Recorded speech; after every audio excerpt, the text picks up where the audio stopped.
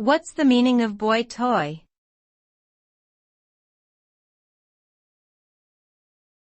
Boy toy.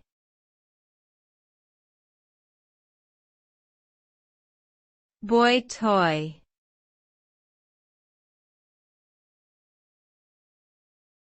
Boy toy.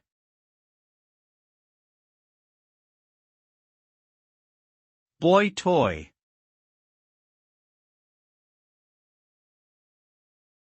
The term boy toy refers to a young man who is seen as the plaything or object of desire of an older woman. The term suggests a relationship that is based primarily on physical attraction and sexual pleasure, rather than emotional or intellectual connection. It can also refer to a young man who is used for financial gain by an older woman. The phrase is often used in a derogatory manner, as it implies that the young man is being objectified and used solely for the pleasure of the older woman. Overall, the term boy toy typically connotes a relationship that is based on superficial qualities rather than genuine mutual respect and affection.